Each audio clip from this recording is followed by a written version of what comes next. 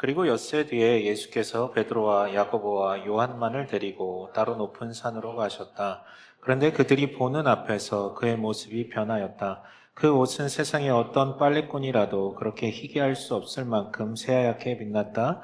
그리고 엘리야가 모세와 함께 그들에게 나타나더니 예수와 말을 주고받았다. 아멘.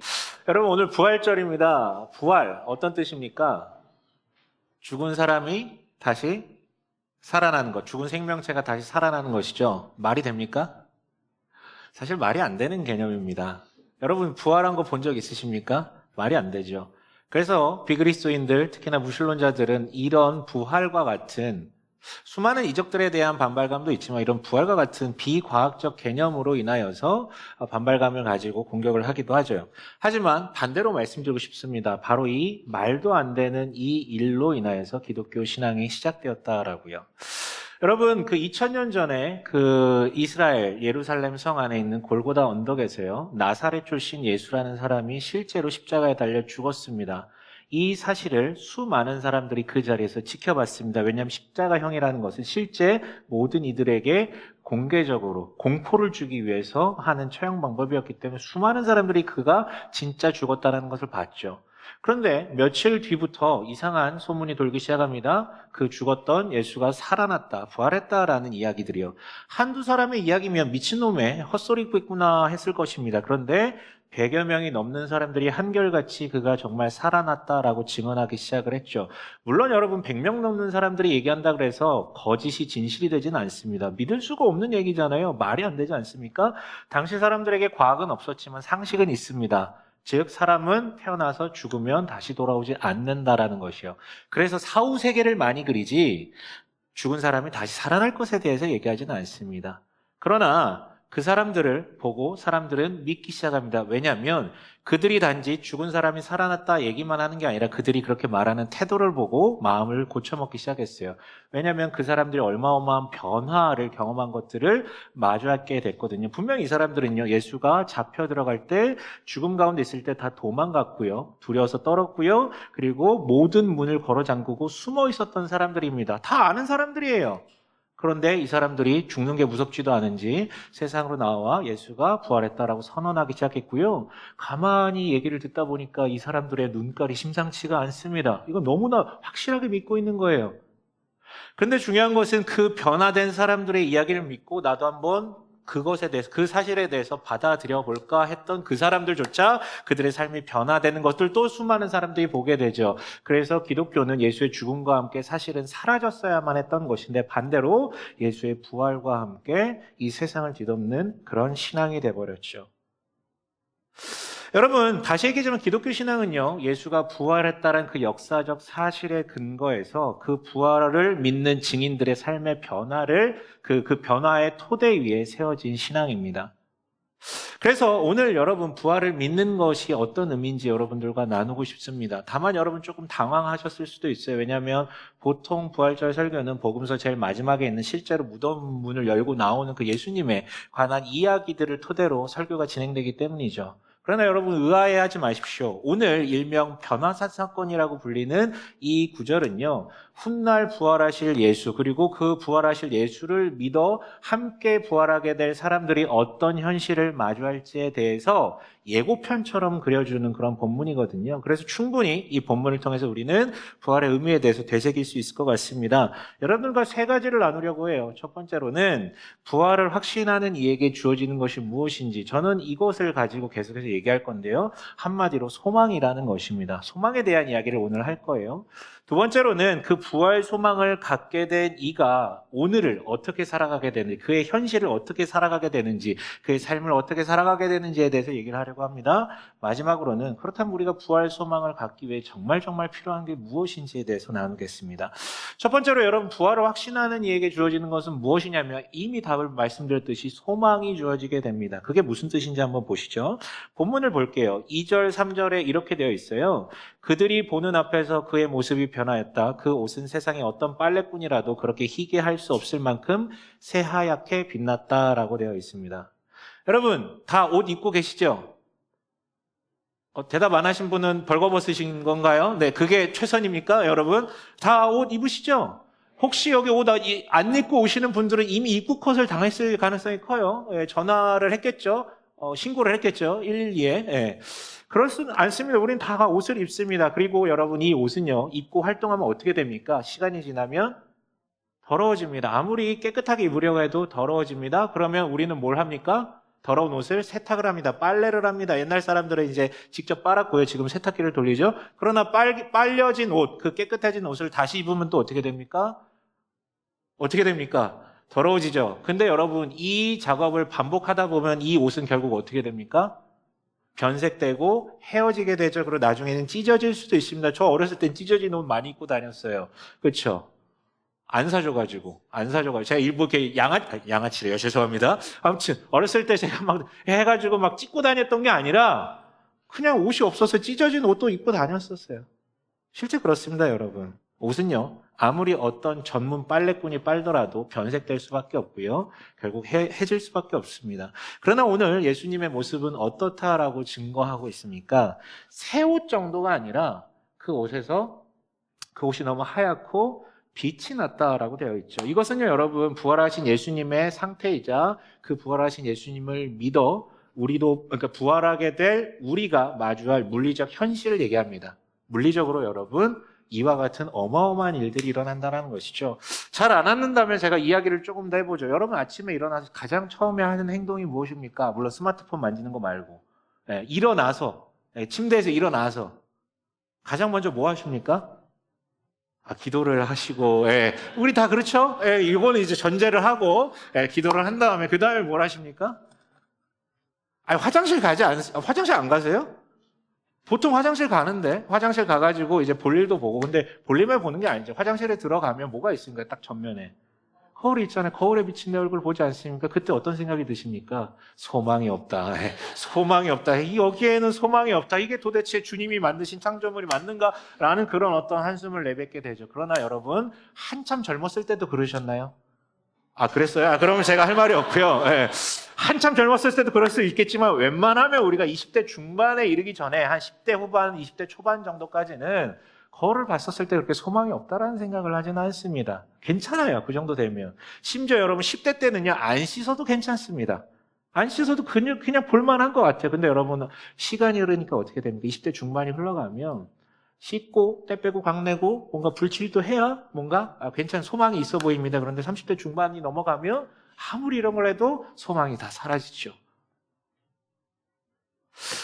물론 여러분 현대인들은요 이런 것들과 굉장히 싸우죠. 우리는 이렇게 거울을 보면서 날마다 쇠퇴해가는, 그러니까 날마다 우리는 그런 식으로 거울을 보면서 죽음을 경험하고 있다는 것을 누릴 수 있는데요. 그럼에도 불구하고 현대인들은 이것에 저항합니다. 우리는 젊고 싱싱한 것에 대한 열망을 가진 세대거든요. 그래서 의학기술의 도움을 굉장히 많이 받죠. 육신의 해짐을 방지하려고 합니다. 하지만 여러분 아무리 의학기술의 도움을 받아도 10대 후반 친구의 옆에 서 있는다면 그 사람은 아무리 도움을 받았어도 많이 쇠퇴했구나, 많이 무너졌구나 이런 것들을 여러분 경험할 수밖에 없습니다. 맞습니다. 여러분 세상에 어떤 빨래꾼이라도 새 옷처럼 만들 수 없는 것처럼 세상에 어떤 의학 기술을 가진 의사일지라도 어떤 약일지라도 새 것과 같은 것을 만들어낼 수 없습니다. 그러나 오늘 예수님께서 보여주신 것은 새 것 정도가 아니라 그토록 하얄 수 없었다, 그토록 빛이 날 수 없었다라는 것들을 보여주고 계시죠.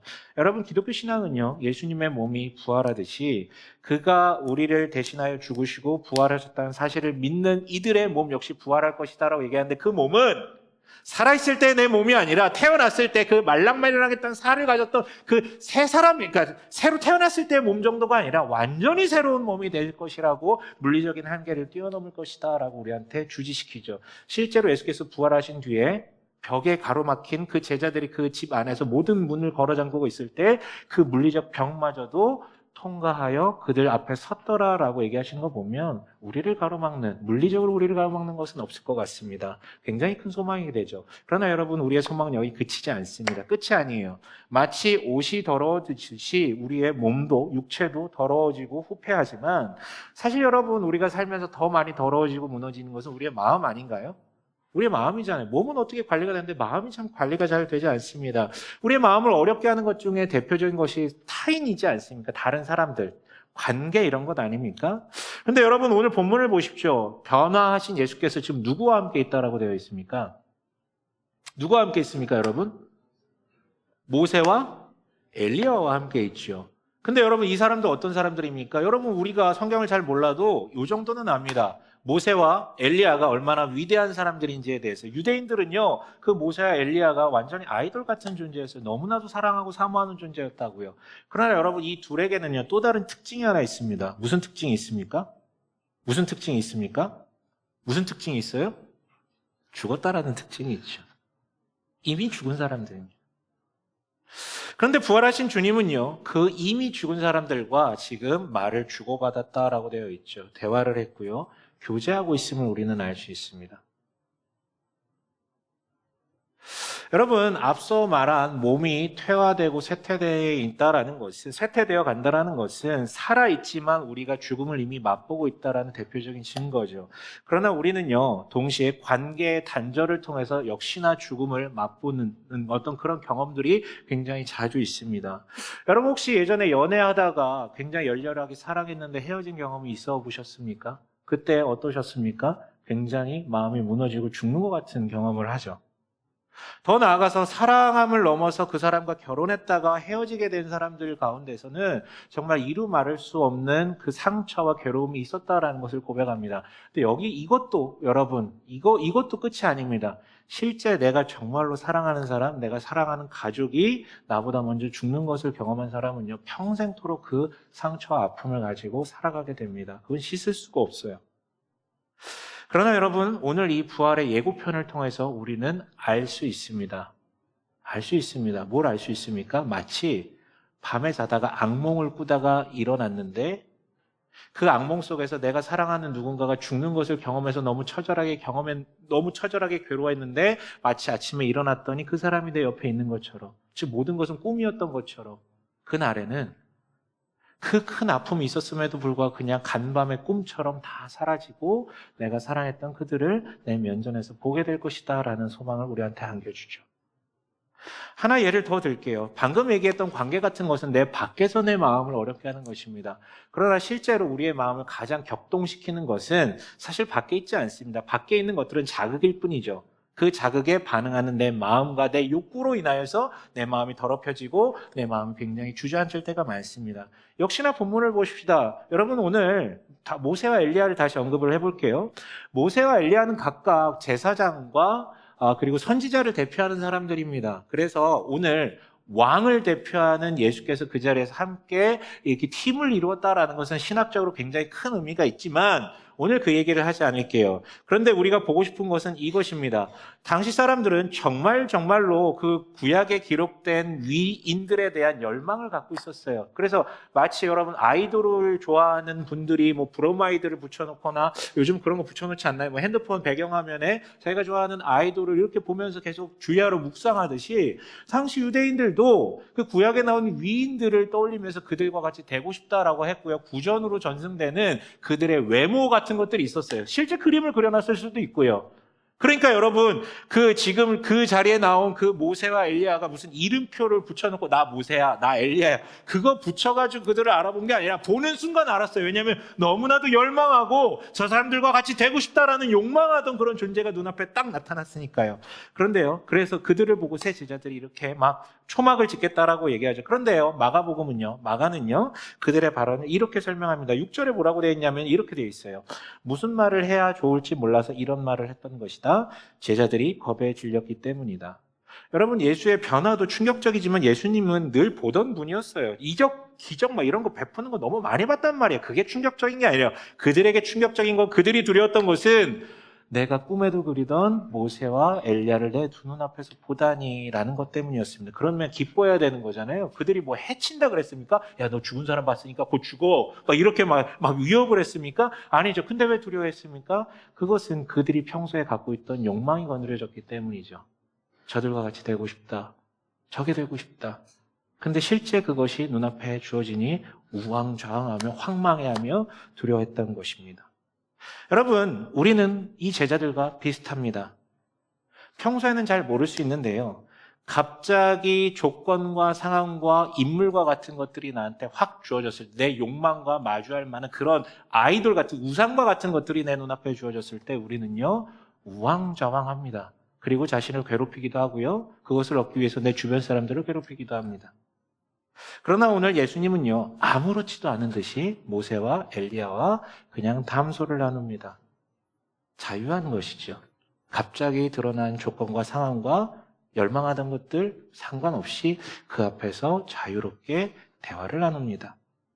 여러분, 부활한 우리는 그렇게 될 것입니다. 여러분 안에 어떠한 내면의 상처와 아픔과 뒤틀린 욕망이 있습니까? 그것 때문에 괴롭지 않습니까? 근데 그날에는 그 모든 문제가 해결될 것이라는 것이죠.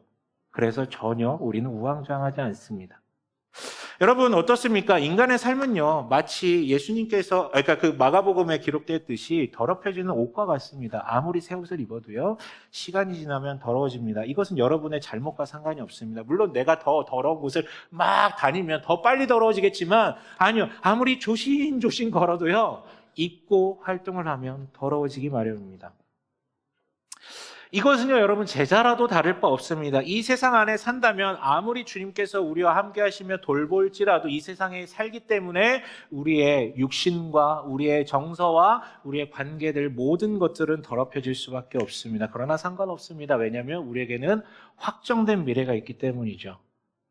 두말할 나위 없이 변동 없이 분명하게 확정된 부활, 그것이 우리에게 주어진 우리에게 약속된 미래입니다. 여러분 부활을 믿는다는 것은 그것입니다. 끝을 안다라는 거예요. 이거 되게 두껍잖아요. 근데 끝에 무슨 얘기가 있을지 다 알고 처음부터 보면 아무리 긴장되는 아무리 공포스러운 장면이 나와도 끝을 알고 있으면요 그렇게 떨지 않습니다. 물론 공포감은 느끼죠. 오 막 이러면서. 하지만 막 사시나무처럼 떨지 않아요. 어차피 끝에 이길 거니까. 끝에 끝날 거니까요. 끝에 그 빛남과 그 하얌이 기다리고 있을 테니까요. 그것이 여러분 부활을 믿는 자가 얻게 되는 소망입니다.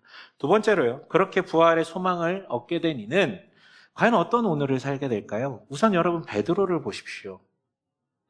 엿새전 사건을 그리는 직전 본문에서 어떤 일이 있었습니까? 베드로는요 예수가 그리스도라고 인류 최초로 고백합니다. 말도 안 되는 거예요. 눈에 보이는 인간에게 당신이 메시아이다, 왕이다, 신이 보내신 분이다, 유일한 신이다라고 고백하는 건 어마어마한 고백이자 목숨을 내놓고, 실제 그 당시에 왕이 있었기 때문에 목숨을 내놓고 하는 고백이었습니다. 그런데 그 고백을 들은 예수께서 뭐라고 얘기하십니까? 내가 곧 죽을 거야. 나 메시아 맞는데 나 곧 죽을 거야. 이 얘기를 듣고 눈이 뒤집혀진 것이죠. 내가 그토록 갈망하던 그 왕과 같은 인물이 저 로마 제국을 처단하는 것이 아니라 죽는다고 너무 배신감에 치를 떨죠. 그래가지고 잡아채서 꾸짖습니다. 그때 예수님께서 뭐라고 얘기하셨죠? 사탄아라고 얘기하시죠. 두 눈 보고 사탄아라고. 여러분 누군가 여러분을 향해 사탄아라고 얘기하면 여러분 그게 감당이 되시겠습니까? 심지어 몇 년 동안 따라다녔던 그분에게요. 여러분이 엿새 동안 베드로는 어떤 정서와 어떤 마음 가운데 살았을까요? 이걸 계속 따라가야 될까? 후회와 고통과 분노와 또한 수치심과 사탄이라고 들었잖아요. 엿새 전에 있었던 일 때문에 우울감과 모욕감과. 그런데 엿새 뒤에 비록 예고편이지만 부활하신 예수를 마주한 베드로는 어떻게 합니까? 여러분 산에서 그 변화산에서 내려오는 제자들의 모습을 보십시오. 10절에 보면 뭐라고 되어 있냐면 이 말씀을 간직하고 라고 되어 있습니다. 엿새 전에 베드로는 그 말씀을 듣고 나는 고난받고 죽는다 그리고 부활할 자이다 라는 그 말씀을 듣고 그 말씀을 받아들인 게 아니라 그 말씀을 하는 예수를 잡아 채서 꾸짖었던 자입니다. 그런데 엿새 뒤에 이 부활하신 주님을 본 베드로는 달라진 것이죠. 이 말씀을 간직했습니다. 그리고 그게 끝이 아닙니다.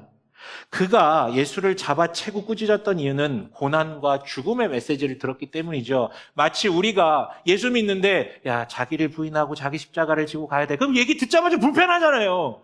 나는 사실 솔직히 얘기해서 복되고 싶어서 그런 건데 자기 십자가를 지고 자기를 부인하라고요? 그거 너무 무겁잖아요. 불편해요. 그래서 잡아챈 거예요, 베드로도. 근데 부활하신 예수를 마주하고 이 말씀을 간직하자 그 이후에 나오는 베드로와 제자들의 발언은 그래서 언제 죽냐가 아니라 그래서 나중에 어떻게 부활할 것인지에 대한 질문을 던지기 시작을 합니다. 살아갈 내일에 대해서 물어보는 것이죠. 여러분, 결론적으로 부활의 주님을 마주하며 소망을 안게 되었을 때 신기하게도 내가 이미 갖고 있었던 어제의 문제들이 더 이상 크게 느껴지지 않습니다. 너무 신기하게도요. 더 이상 어제의 문제가 더 이상 문제가 아닌 게 된다라고, 내 삶에 더 이상 영향을 미치지 않게 된다고요. 그 수치심과 그 모욕감과 그 분노와 그 괴로움이 더 이상 문제를 일으키지 않습니다. 과거의 얽매이기보다 내일을 바라보게 만들죠. 이어서 여러분, 이 부활 소망은요, 오늘 내 삶의 실제 선택에 영향을 미칩니다. 한마디로 자기를 부인하고 자기 십자가를 지라는 예수의 말씀 따라 제자다운 선택을 할 수 있게 되는 것이죠. 여러분, 제가 가끔 인용하는, 제가 되게 좋아하는 영화인데 밀정이라는 영화 아십니까? 요거 한두 번 소개한 적 있어요.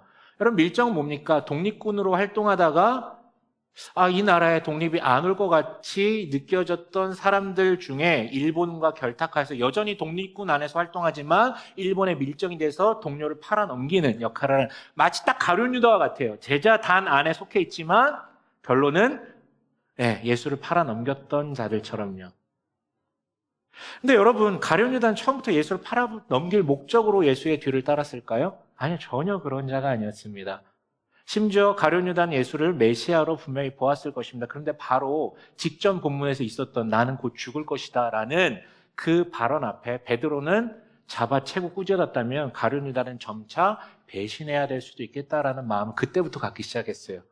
왜냐하면 그 예수가 왕이 되어서 이 나라를 통치해야 되는데, 저 로마 제국을 결단내야 되는데 죽는다고 배신의 마음을 갖게 된 것이었죠. 마찬가지입니다. 밀정들도요, 처음부터 여러분 배신하려고 들어갔던 게 아니에요. 일본군이 꽂아놓는 사람들이 아닙니다. 독립운동 열심히 하는데 독립이 안 될 것 같아요.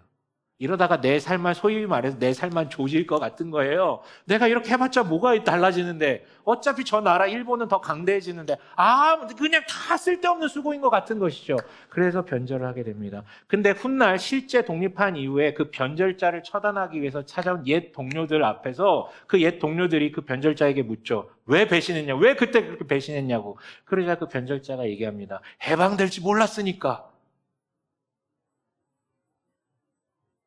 근데 만약에 그 사람이요, 미래를 볼 수 있는 능력이 있어서 이렇게 고생하지만 나중에 진짜 독립이 와서 어마어마한 영광 가운데 우리는 살게 될 것이다 라는 것을 미리 알았다면 이 사람 변절했을까요? 아니죠. 기꺼이 자기를 부인하고, 즉 자신의 신분을 부정하고 자기 십자가를 지고 힘들지만 내가 이 민족을 위해서 계속해서 이 길을 가겠다 하면서 갔겠죠. 근데 모르니까, 안 올 것 같으니까 변절한 것입니다.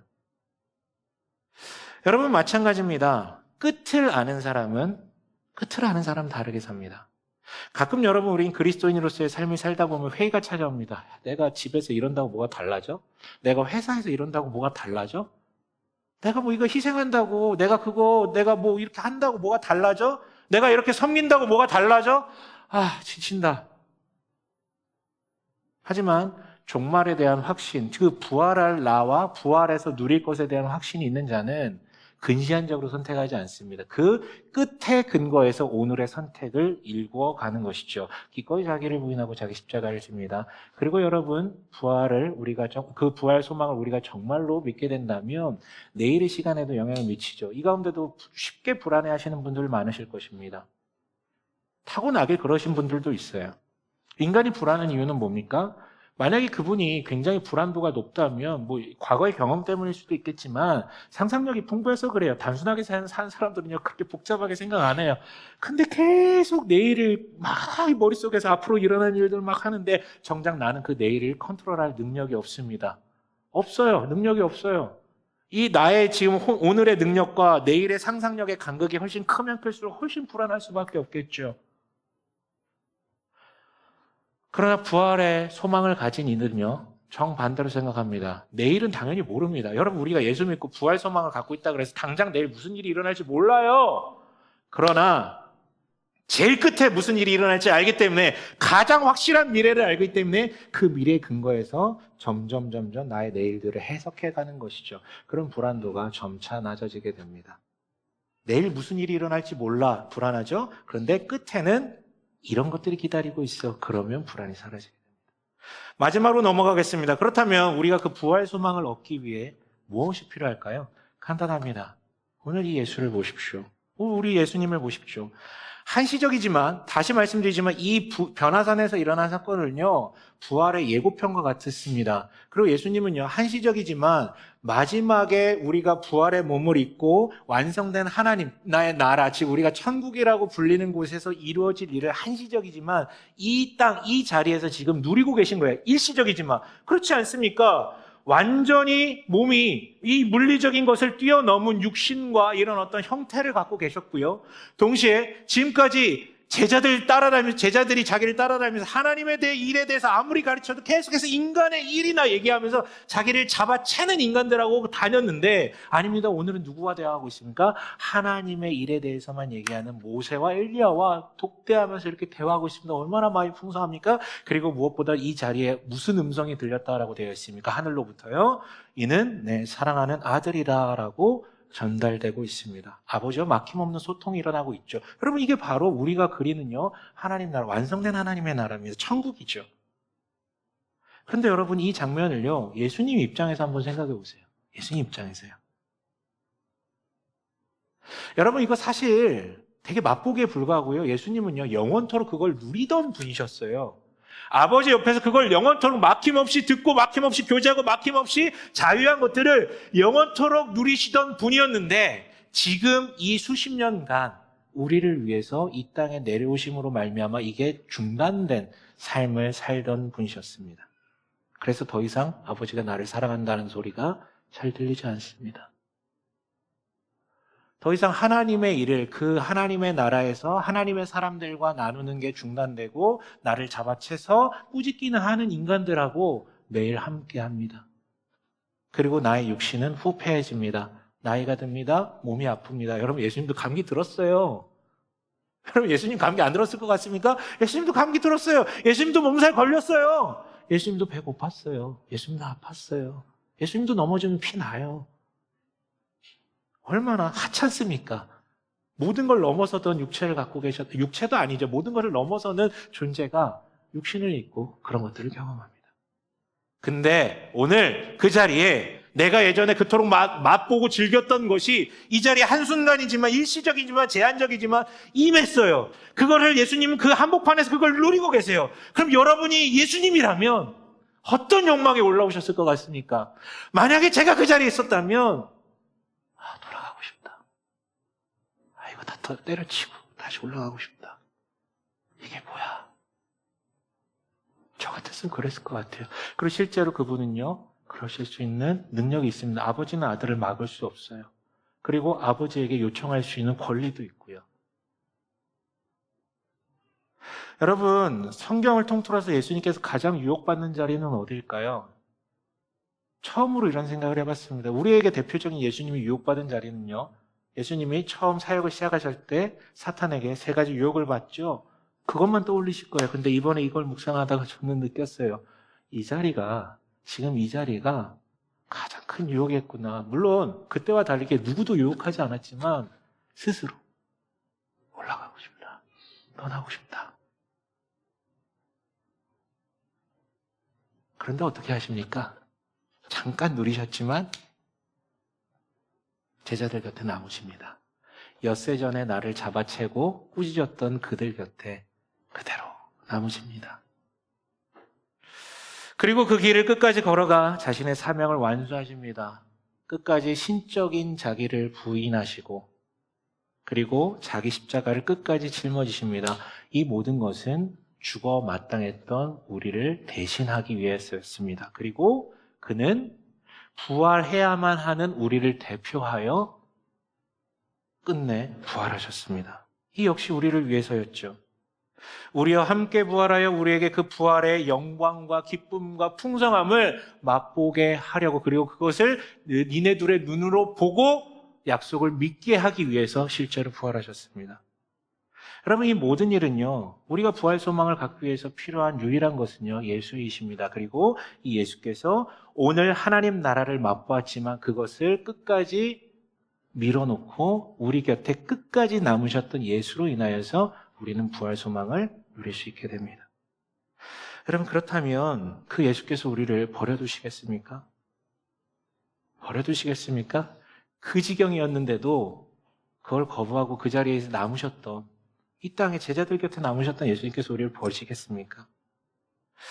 우리가 부활 소망을 얻기 위해 필요한 것은 바로 그 끝까지 나와 함께 하신 예수를 믿는 것입니다. 말씀 마칠게요. 제가 최근에 큐티를 하다가 진짜 뭐 펑펑 운 것까지는 아닌데 눈물이 터지고 막 약간 눈물이, 최근에 어떤 목사님한테 저한테 진지하게 물어보더라고요. 목사님도 우세요? 라고 물어보더라고요. 나도 울어! 나도 웁니다. 네, 최근에 울었던 이야기인데요. 이 구절을 묵상하다가 제가 울컥하고 막 터졌는데, 요한복음 18장 9절이에요. 뭐라고 되어 있냐면, 이렇게 말씀하신 것은 예수께서 전에 아버지께서 나에게 주신 사람을 나는 한 사람도 잃지 않았습니다 하신 그 말씀을 이루게 하시려는 것이었다. 이 구절을 읽으면서, 이 구절을 묵상하면서 제가 왜 울었을까요? 우선 감동 때문이었어요. 그렇다면 이분은, 이 예수님은 정말로 나도 버리지 않겠구나. 나도 잃지 않겠구나. 끝까지 나를 책임지시고 데려가시겠구나. 그 마음 때문에 감동이 찾아왔어요. 하지만 좀 의아했어요. 그 감동치고는 내가 너무 터졌는데? 그 감동치고는 내가 너무 울컥했는데? 너무 심하게 반응했는데? 이 감정은 뭐지? 왜 내가 이렇게 크게 반응했지? 따져 묻기 시작했어요. 전 티니까. 난 왜 이랬을까? 근데 이제 깨달았죠. 나에게 주신 사람을 한 사람도 잃지 않았습니다라는 말, 이 말이 목회자로서의 저의 역할과 직접적으로 바로 연동되었기 때문이에요. 근데 여기까지만 얘기하면 마치 제가 무슨 되게 좋은 목사처럼 들릴 것 같아서 제가 조금 조심스러운데요. 그렇지 않습니다. 제가 거기서 터졌던 것은 제 역할과 연결돼서만이 아니라 저의 못난 기질과 연상되었기 때문이에요. 뭐냐면 세계는 여러분 완벽주의적 기질이 있습니다. 그래서 여러분 10개가 있을 때 10개 중에 9개가 잘 돼도요, 안 되는 1개가 먼저 보이는 사람입니다. 여러분들 이 자리에 웃고 계시지만 누군가 한 사람이 찌뿌둥한 표정으로 눈을 내리깔고 있으면 저는 그 사람만 눈에 띕니다. 성격이 그래요. 이 구절을 묵상하며 제 본 모습이 보였어요. 한 사람도 잃지 않고 싶다라는 거. 좋은 목사여서가 아니라 제 기질 때문에. 그 본질적 욕망이 이 구절과 연동되면서 터져 나왔던 것 같아요. 여러분, 말이 안 되잖아요. 어떻게 한 사람도 잃지 않습니까? 우리는 예수님 아닙니다. 우리는 그렇게 완벽할 수 없어요. 말이 안 돼요. 저도 알아요. 근데 그게 저예요. 그래서 제자들처럼 겁에 질릴 때가 참 많죠. 두려워하고요. 물론 여러분 다행히 목회를 하면 할수록 점점 나아지고 있습니다. 왜냐하면 저를 만지시는 주님의 은혜 가운데 점차 자유해지고 있고요. 더 나아가서 제가 이 목회와 이 교회와 이 사역, 이 모든 것의 주인이 하나님이심에 대해서 고백하는 것의 깊이가 깊어질수록 점차 자유해지고 있는 저를 경험하고 있습니다. 저도 성숙하고 있어요. 그러나 저는 하나 더 확신합니다. 성숙해질 수는 있지만 이것으로부터 완벽하게 벗어날 수 없다는 것은, 왜냐하면 그게 저니까요. 그게 저니까요. 죽을 때까지 안고 가야 되겠죠. 목회를 그만둬도 죽을 때까지 안고 가야 될 저의 기질입니다. 그럼에도 여러분, 저는 확신하며 또 하나를 소망합니다. 훗날 부활한 나는 이 문제로부터 완벽하게 자유해질 것에 대해서요. 그때는요, 완벽하신 하나님, 그 완벽하신 통치에 정말 나를 맡기고 거기 녹아들고 있었을 것이고요. 그리고 나는 나의 부족함을 볼 새도 없이 그분의 완벽하신 그 하얌과 빛남에 매료돼서 그분만 보고 있을 것이기 때문에 저는 그때는 이것 때문에 괴롭지 않을 것이다라고 확신을 합니다. 여러분, 말씀 마칠게요. 여러분 정서에 어떤 부족함이 있으십니까? 생명이 아닌 죽음과 가까운 그런 정서들 있지 않습니까? 혹시 우울한 기질을 갖고 태어나신 분들 계십니까? 경험하고 상관없이 그냥 타고나게 우울하신 분들이 좀 있어요. 타고나길 염려가 많으십니까? 타고나길 분노가 많으십니까? 타고나길 탐욕이 많으십니까? 타고나길 너무 내밀하거나 타고나길 너무 내향적이거나 그러십니까? 우리는요, 날마다 빨래하죠. 너무 힘들어가지고요. 상처받지 않기 위해서 그런 나를 계속해서 빨아제낍니다. 제발 좀 깨끗해져라. 제발 좀 괜찮아져라 하면서요. 계속 빨아제끼죠. 잠깐 깨끗해진 것 같지만 다시 더 더럽혀집니다. 그리스도인이라면 주님의 은혜 안에 나아짐도 있겠죠. 하지만 완전히 사라지지 않을 것입니다. 그러나 우리에겐 약속된 미래가 있습니다. 그날에 부활의 영광을 보고 있는 우리는 완벽하게 하얘지고 빛나게 될 것입니다. 여러분, 부활하신 예수를 받아들여 우리 안에 소망이 가득하길 바랍니다. 여러분, 제가 이 메시지 길게 얘기했는데요. 혹시 이 메시지가 어려우시다면 돌아가시는 길에 요즘 나온 최고의 CCM을 들으면서 집에 가십시오. 소문의 낙원이라고, 네, 악동 뮤지션이 발매한 최고의 CCM입니다. 그거 들으면서 집에 가십시오. 그러면 오늘 들었던 모든 메시지가 생생하게 기억이 날 거예요. 여러분, 성장하는 제자 시리즈를 오늘로 마치겠습니다. 저는 사랑과 믿음과 소망에 대해서 다뤘습니다.